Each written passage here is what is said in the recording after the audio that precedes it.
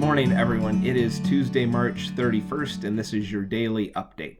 Again, this week we are focusing on what does it look like to live out our mission, to love, live, and give like Jesus out of our core values. Yesterday we focused on radical inclusion, our first core value, and today we'll talk just a little bit about relational service.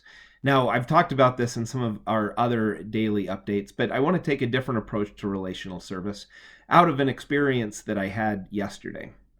Yesterday, I spent quite a bit of time setting up social media pages for us. Some were already in existence, like on Facebook, but they needed some updating and some new information added.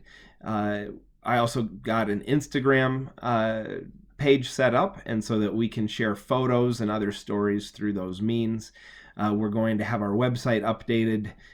There's lots of ways that we need to be communicating online because that is a key way that we can continue to work on relationships. Now, for me, even though I can do those things, social media has never been a favorite thing of mine. To spend time on the computer connecting with people, and not just connecting with a few people, but a lot of people, because it seems like the amount of relationships that you need to pay attention to on social media can be endless at times. That's never been a favorite thing.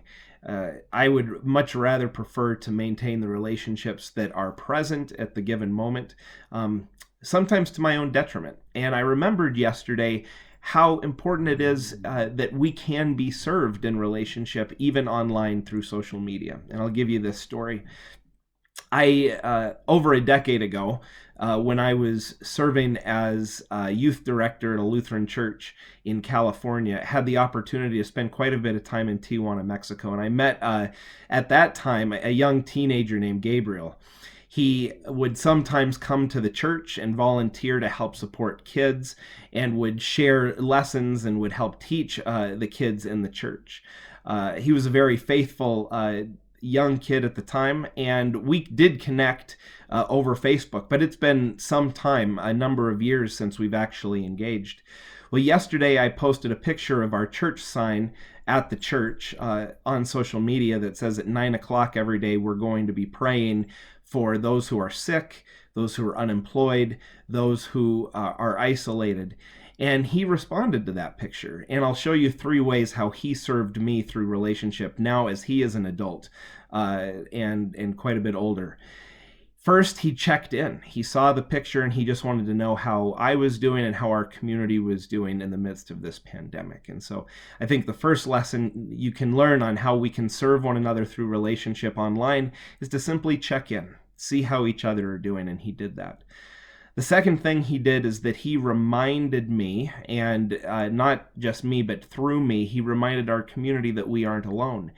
He reminded us that even from communities across borders and other parts of the world, that we are knit together as the body of Christ, and we are one together. But he also reminded us with the good message that God is with us, that in the midst of our losses, in the midst of our grief, in the midst of the things that are happening, he said, be reminded and have hope that God is with us. And I appreciate that message, that sometimes we don't have to provide physical need, but sometimes how we serve in relationship is to remind each other of the hope that we have in God, that God is with us and that we are together as the body of Christ. And then the third thing he did is he offered to help. Now, here's the interesting thing. He said, now in this time may be a time for those of us that have received from the church in the United States to also be able to consider how we can give or how we can share. It was a very generous offer. I didn't minimize that or say, no, it's not okay. What I think was important was to recognize the offer of help and the offer of support. And all 3 of those things, again, are key ways for how we can serve one another in relationship and how we can be served in relationship. To check in with one another, to offer hope through the promises of God and through the promises of our presence. And 3 is to find out how we can help and how we can offer support. And again, this all happened on social media, on Facebook. So here's my encouragement. In the daily email today, one way that we can live out our core value of relational service is to do these things online if you feel like you have the capacity. On the email that you receive this video in, there will now be buttons at the top. You will see a link for Facebook.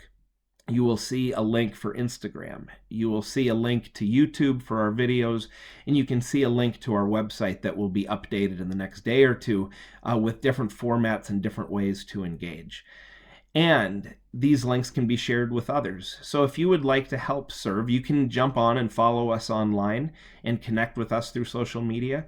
And you can also share and connect other people in your networks, in your communities to us through these venues. So, relational service, not just something we do in person, not that that isn't important, but we can also serve one another in relationship through these tools that we have to us online today. May God's grace and peace be with you as you reach out to serve one another in relationship.